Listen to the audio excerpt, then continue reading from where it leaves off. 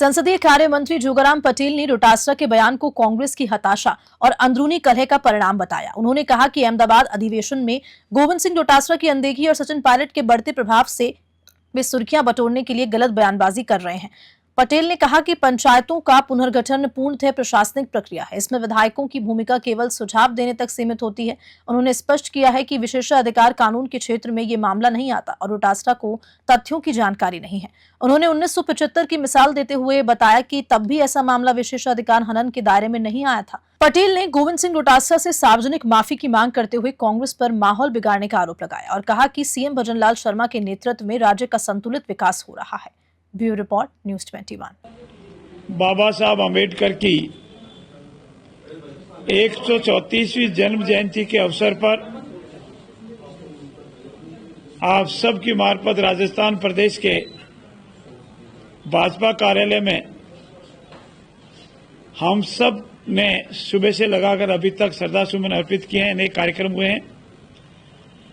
बाबा साहब ने हमेशा सत्य बोलने का पक्ष किया है, पर आज इंडियन नेशनल कांग्रेस के प्रदेश अध्यक्ष आदरणीय गोविंद जी ने कांग्रेस की हताशा, निराशा और अंतर्कलह से जूझ रहे अपनी ही अंतर्कलह को उजागर किया है। उन्होंने आपकी मार्फत यह बयान दिया है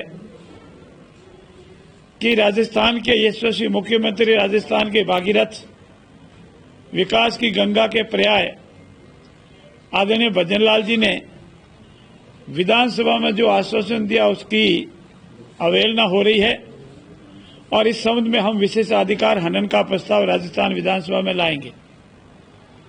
सबसे पहले मैं उनकी हताशा, निराशा, अंतर्कलह को समझ सकता हूं। चाहे अहमदाबाद में कांग्रेस पार्टी का अधिवेशन रहा हो जिसमें पूर्ण रूप से उन्हें किस तरह से एक साइड में किया गया, और दूसरा विधानसभा में जिस तरह से वो बिल्कुल दिखने बंद हो गए, और तीसरा सचिन जी पायलट का जो पड़ला भारी चल रहा है, उन सब से मैं मान सकता हूं कि वो मात्र अखबारों की सुर्खियां बनने के लिए बिना किसी आधार के गलत बयानबाजी कर रहे हैं। विशेषाधिकार हनन कब लगता है, कैसे लगता है, मेरा मानना ऐसा है, पहला मेरा ये भ्रम था कि नहीं वो बहुत जानकार है, विधानसभा के कार्य और प्रणाली से पूर्ण रूप से परिचित है, लेकिन आज के उनसे बयान से लगता है कि वो इससे परिचित नहीं है। अगर किसी माननीय सदस्य का विधानसभा के अंदर किसी विशेष अधिकार का हनन होता है तो उसमें प्रश्न पैदा होता है कि विशेष अधिकार का हनन होता है या नहीं। माननीय मुख्यमंत्री जी ने अपने बजट सत्र के दौरान जो बात कही वो विकास से संबंधित थी। अनेक विधायकों ने अपने अपने क्षेत्र में विकास से संबंधित बात कही। माननीय यशस्वी मुख्यमंत्री जी ने कहा था कि मैंने बजट से पहले प्रतिपक्ष के नेता को स्वयं ने फोन कर उनसे निवेदन किया था कि आपकी पार्टी के कार्यकर्ता अगर संकोच से या पार्टी के विधायक संकोच से अपने क्षेत्र के विकास की कोई बात नहीं रखते हैं तो आपकी मार्फत आप इकट्ठा करके मुझे भेज दें। और उन्होंने ये भी कहा था कि मैंने प्रयास किया है कि राजस्थान के 200 के 200 विधानसभा क्षेत्रों में यथा योग्य एक समान विकास के कार्य हो। और उन्होंने विधानसभा में भी ये आश्वासन दिया था कि जो भी विधायक अपने विधानसभा क्षेत्र के विकास की बात लाएगा, यथा होगी उसकी पूर्ति होगी। उस समय पंचायत राज या निगमों के पुनर्गठन की न तो कोई बात थी, न कोई ऐसा विषय आया, और न माननीय मुख्यमंत्री जी इस संबंध में कोई वक्तव्य दिया। ऐसी स्थिति में कांग्रेस के प्रदेश अध्यक्ष का यह वक्तव्य कि उन्होंने विधानसभा में दिए गए आश्वासन के विपरीत हमारे पूर्व के प्रतिपक्ष के नेता आदरणीय राजेंद्र जी राठौड़ का नाम लेकर अन्य गलत आरोप लगाए, मिथ्या आरोप लगाए। मैं निवेदन कर रहा हूं आपकी मार, पूर्ण रूप से मिथ्या आरोप लगाए। यह प्रशासनिक व्यवस्था है, कानूनी व्यवस्था है।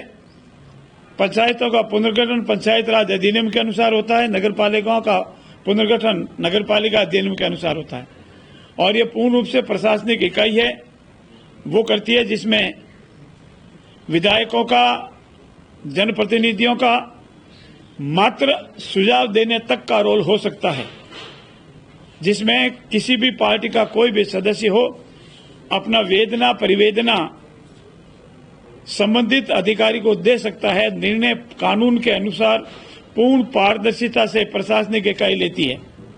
उसके बाद उसको सुनवाई का अवसर है जिला स्तरीय कमेटी के सामने, और उसके बाद उसको सुनवाई का अवसर है प्रदेश स्तरीय कमेटी के समक्ष। ऐसी स्थिति में आदरणीय प्रदेश अध्यक्ष जी ने जो वक्तव्य दिया है वो पूर्ण रूप से गलत, गैर जिम्मेदार और मात्र अंतर्कलह से जूझ रही कांग्रेस में सुर्खियों में बने रहने गैर जिम्मेदार वक्तव्य दिया है। मैं आपके संज्ञान के लिए बता दूं, सन 1975 में राजस्थान विधानसभा में एक ऐसा ही प्रकरण आया था। तत्कालीन पंचायत राज मंत्री जी ने आश्वासन दिया था कि हम पंचायत राज का कार्यकाल नहीं बढ़ाएंगे, परंतु उसके उपरांत पंचायत राज का कार्यकाल बढ़ गया। तो प्रोफेसर केदार और एक और माननीय विधायक ने यह प्रस्ताव लाने का प्रयास किया कि हमारे विशेष अधिकार का हनन है, और उस वक्त ये स्पष्ट रूप से निर्णय हुआ पार्लियामेंट के अनेक उद्धरणों को कोट करते हुए कि अगर किसी मंत्रिपरिषद के सदस्य द्वारा विधानसभा में कोई आश्वासन दिया जाता है तो विशेष अधिकार की श्रेणी में नहीं आता है, वो आश्वासन समिति के समक्ष जा सकता है। मेरा ऐसा मानना है और मेरा तथ्यों के आधार पर ही मानना है कि उन्होंने गलत बयान दिया। इतना ही नहीं, तथ्यों से परे जाकर के बिना किसी विषय वस्तु के अगर कोई बयान देता है तो मानना है कि वो गैर जिम्मेदाराना बयान है और उसके लिए उनको माफी मांगनी चाहिए। मैं आप सबकी संज्ञान के लिए बताना चाहता हूं, पंचायत राज हो या नगर पालिका नगर निगम हो, उनकी अलग अलग तारीखें हैं। पंचायत राज पुनर्गठन 6 तारीख तक होना था। जैसा पुनर्गठन हुआ उसकी आपत्ति आमंत्रित की गई है। 7 मई तक उसकी आपत्ति आएगी। उसके बाद चाहे व्यक्तिगत सुनवाई चाहेगा तो व्यक्तिगत सुनवाई, सामूहिक सुनवाई चाहेगा तो सामूहिक सुनवाई। जिला कलेक्टर कार्यालय में एक कमेटी बनी है, वो सुनवाई करेगी और वो अपनी रिपोर्ट पंचायत राज विभाग को जयपुर भेजेगा और पंचायत राज विभाग की अधिकृत कमेटी पुनः सुनवाई करेगी। उसके उपरांत उसकी अधिघोषणा होगी। ऐसी स्थिति में आदरणीय गोविंद जी की जो बयान है वो गैर जिम्मेदारान है और मात्र अखबारों की सुर्खियों में बनने के लिए है, हताशापूर्ण है। उसकी मैं निंदा करता हूं। बहुत बहुत धन्यवाद।